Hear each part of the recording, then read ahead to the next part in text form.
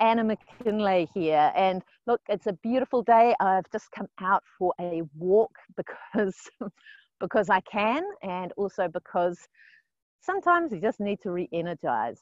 And that's what I want to talk to you about in our episode today. So firstly, welcome again to my channel. I'm Anna McKinlay, and this episode is about one of the things that we often forget when it comes to staying resilient and looking after our emotional tank.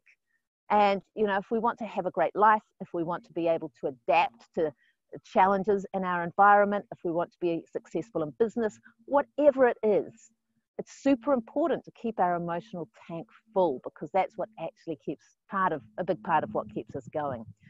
So what am I here to talk to you about? It's about looking after some of the fundamentals.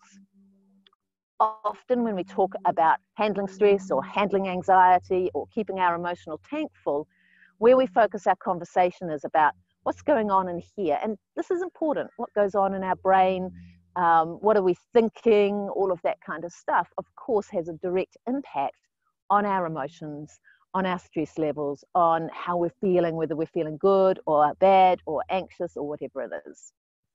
But here's the thing.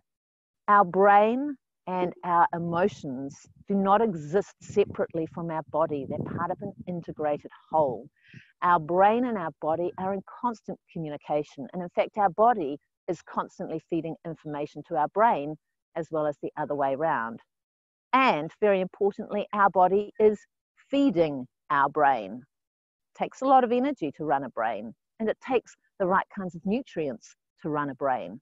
And that's part of this whole feeling story. So let me get really simple about it. If we are feeling that we're not resilient, or that emotionally we're on a roller coaster, or that we just find it hard to keep our emotional tank full, often we've got to look at, are we actually nurturing the fundamentals?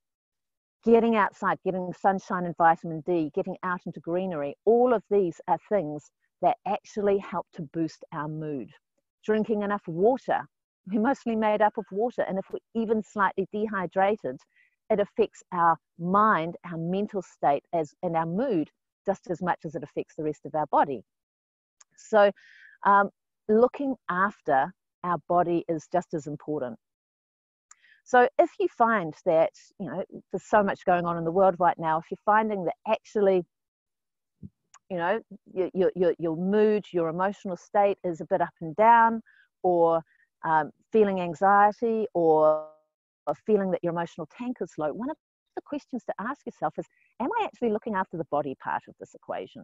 Am I eating good food? Am I drinking enough? Am I getting enough sleep? Am I actually getting outside? Am I taking time for myself to just recharge and do things that I enjoy? Because all of these things will actually help to boost your mood, will help you to stay well, will actually help you to be more emotionally resilient, and you'll find that it flows into your productivity as well in your work or your business. So I hope that that serves you.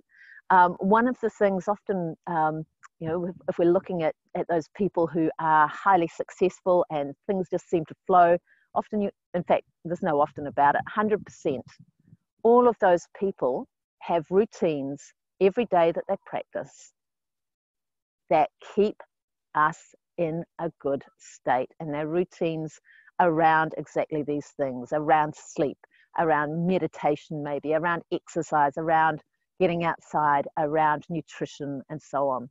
So wanted to share that with you as part of this little series around emotional resilience, which I'm sharing as part of my 100-day challenge to bring you 100 pieces of great content in 100 days. I hope this has served you. If you actually want to gain some benefit from it, here is my suggestion.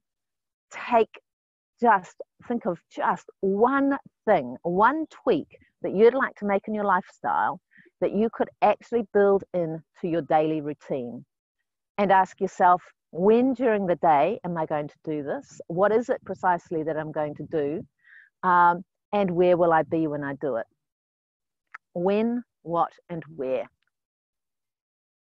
Actually think about that, write it down, put it in your plan for the day, so that you can make sure you do it. And if you do that consistently, same time, same thing each day, after a while, and it does take a while, after repeating that for a while, you'll find it starts to become a habit, and you'll find that the quality of your life shifts as a result.